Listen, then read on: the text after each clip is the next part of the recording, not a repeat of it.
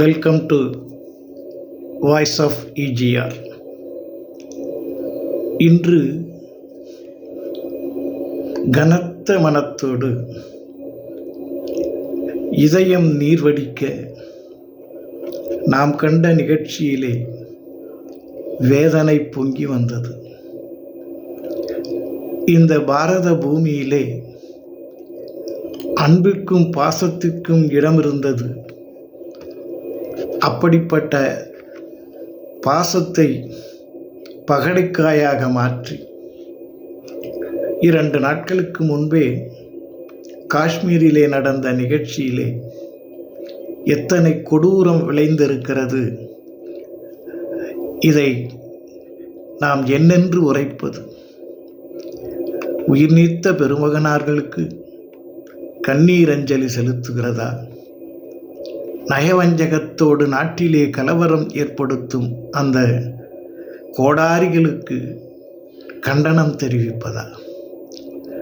இந்த நிகழ்ச்சியிலே பரந்த பிரபஞ்சம் நமக்கு நல்ல புத்தியை தர வேண்டும்.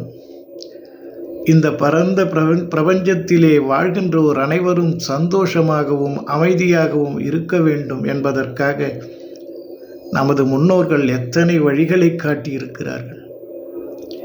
ஒரு சிலர் தன்னுடைய சுய சந்தோஷத்திற்காக எத்தனை உயிர்களை பலி கொண்டிருக்கிறார்கள். அவர்களுக்கு இந்த பிரபஞ்சம்தான் தண்டனை தர வேண்டும். இங்கே கவனிக்கத்தக்கது என்னவென்றால், ஏவி அம்புகளை நாம் தேடுகின்றோம். ஆனால் அதற்கு அடைக்கலம் தந்து ஆதரவு தந்து அவர்களை தூண்டிவிட்ட அந்த கயவர்களை அல்லவா முதலிலே களைய வேண்டும். நிச்சயம் இந்த பிரபஞ்சம் அந்த கயவர்களை அடையாளம் காட்டும். அப்படி அடையாளம் காட்டுகின்ற பொழுது அவர்களை கடுமையாக தண்டிக்க வேண்டியது இந்த பிரபஞ்சம் மட்டுமல்ல, ஒவ்வொரு மனிதரும் அதற்கு முன்வர வேண்டும். இப்படிப்பட்ட நிகழ்வுகளை, இப்படிப்பட்ட செயல்களை செய்ய தூண்டுவதும், செய்பவர்க்கு ஆதரவு தருவதும், செய்ய எத்தனித்து வருகின்ற அந்த கடும் கோழிகளை நாம் கண்டறிந்து நிச்சயமாக இந்த பிரபஞ்சத்தை விட்டே அகற்றிவிட வேண்டும். இப்படி நாம் ஒவ்வொருவரும் முயற்சி செய்ய வேண்டும். வாருங்கள், இது போன்ற நிலைமையை கண்டிப்போம்.